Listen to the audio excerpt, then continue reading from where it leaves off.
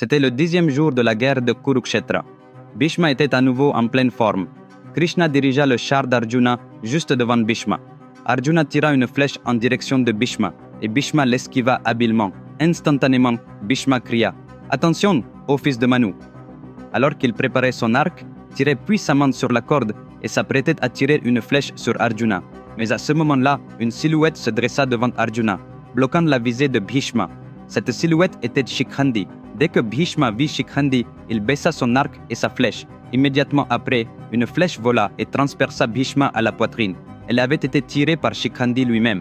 Saisissant cette flèche, Bhishma prononça « Amba, Bisanshofa, Dani, Bia », faisant référence à la même Amba que Bhishma avait autrefois amenée à Hastinapura avec ses sœurs Ambika et Ambalika.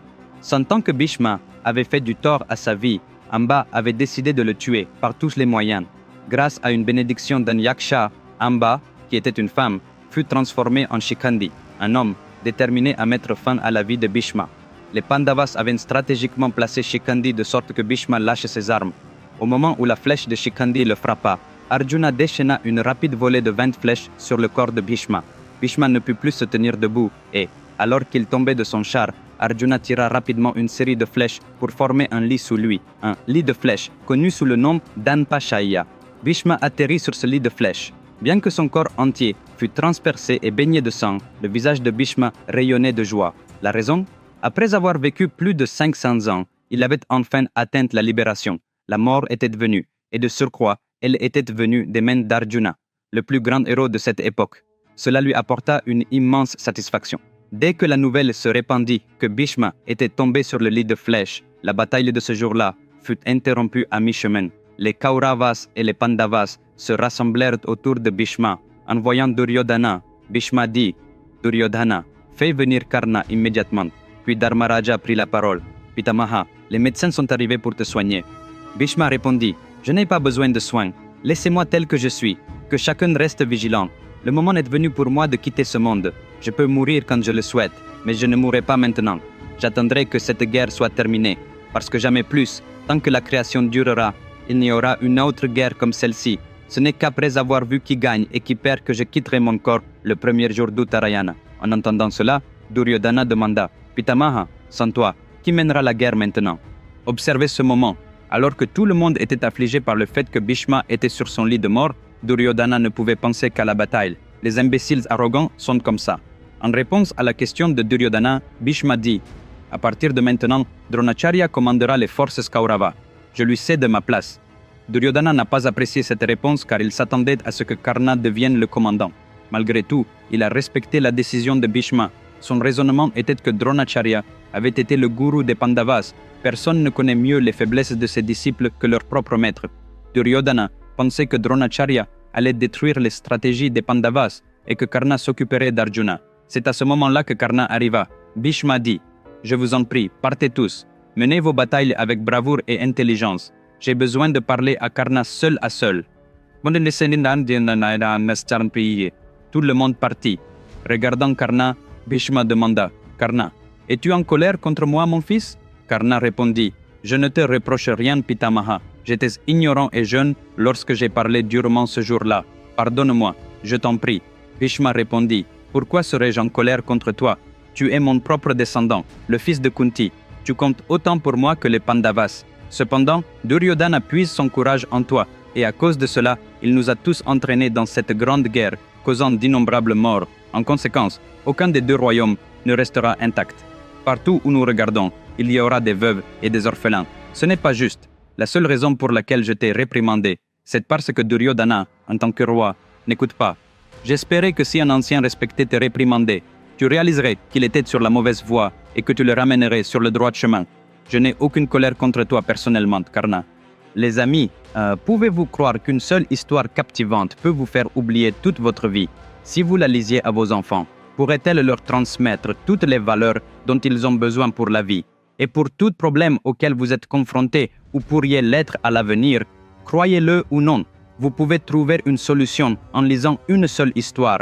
Oui, c'est possible grâce à la plus grande épopée jamais racontée dans l'histoire de l'humanité, le Mahabharata. Cette histoire est 100 fois plus impressionnante que n'importe quel film à succès. C'est un défi. L'histoire complète du Mahabharata, dans les mots de Vikramaditya, est disponible en 2 volumes, en version imprimée et en version électronique sur Amazon, et dans 43 autres boutiques en ligne. Elle est publiée en 54 langues dans le monde entier. J'ai placé les liens dans la description sous cette vidéo. Commandez immédiatement, car ce n'est pas seulement un livre, c'est une bibliothèque de vie. En entendant Bhishma, Karna dit « Pitamaha, chaque fois que tu m'as grondé, je savais que j'avais tort.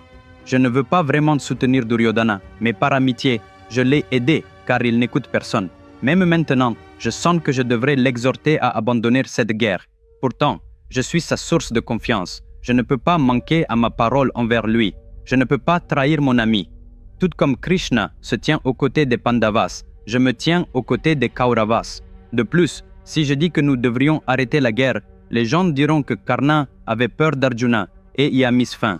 Je ne peux pas supporter cette honte. Pardonnez-moi, s'il vous plaît. Bhishma répondit, Karna, tu es une âme si noble, gâchée par de mauvaises fréquentations. Cela me peine de voir cela, mon fils. Mais à l'avenir, quoi que les gens puissent penser de toi, une fois qu'ils connaîtront toute ton histoire, ils s'inclineront devant ta générosité, que ta renommée dure éternellement. L'histoire du Mahabharata commence avec Bhishma. C'est son grand vœu qui a conduit à tous ces événements. Bien que le Mahabharata soit rempli d'innombrables personnages, il n'y a pas de personnage plus exalté, pas de plus grand héros que Bhishma. 58 jours plus tard, il a finalement abandonné son corps. Nous en discuterons en temps voulu. La nuit tomba et chacun se retira dans sa tente, triste. Seul Duryodhana était préoccupé par cette pensée. Comment pouvons-nous gagner cette guerre sans Bhishma? À ce moment-là, Dronacharya entra dans le camp de Duryodhana. Duryodhana, dit-il, je n'aurais jamais imaginé que Bhishma me nommerait commandant. Même s'il l'avait fait, j'étais sûr que vous ne seriez pas d'accord. Après tout, je suis un brahman, pas un kshatriya. Pourtant, vous m'avez accepté comme commandant. Je vous en suis reconnaissant. Duryodhana répondit, Acharya, même si Pitamaha n'avait pas mentionné votre nom, moi ou n'importe qui d'autre dans notre royaume, nous vous aurions choisi pour ce rôle. Vous seul en êtes digne. Je suis très heureux que vous soyez maintenant commandant. Cela me donne confiance dans notre victoire. Ravi des éloges de Duryodhana, Dronacharya dit, en remerciement de la confiance que vous m'avez accordée et de m'avoir confié cette haute fonction, je vous accorderai une faveur. Demandez-moi ce que vous voulez, je l'exaucerai, quoi que ce soit. Sans hésiter un instant, Duryodhana dit, capturez Dharmaraja vivant et amenez-le-moi, c'est la faveur que je désire. Le visage de Dronacharya s'assombrit aussitôt. Capturer Dharmaraja vivant parmi les rangs des Pandavas était presque impossible. C'était comme plonger dans un volcan. Pour atteindre Yudhishthira, il fallait d'abord passer Arjuna, puis Krishna, puis Bhima. Dronacharya regretta d'avoir accordé cette faveur si précipitamment. Nous en tirons 2 leçons essentielles. Premièrement, ne prenez jamais de décision lorsque vous êtes submergé par la joie ou la colère. Et si vous vous sentez obligé de récompenser quelqu'un par bonheur, n'offrez-lui que ce que vous êtes prêt à donner. Ne dites pas « Demandez-moi tout ce que vous voulez », car il pourrait vous demander quelque chose qui vous détruirait. Cependant, Dronacharya n'était pas stupide.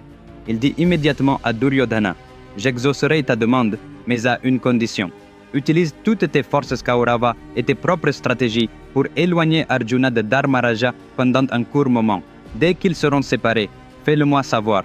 Ensuite, j'irai, et peu importe combien de personnes se mettront en travers de mon chemin, je traînerai Dharmaraja par les cheveux et le déposerai à tes pieds. Mes amis, le contenu du prochain épisode sera d'un tout autre niveau. Ne le manquez pas. Rendez-vous samedi prochain à la même heure.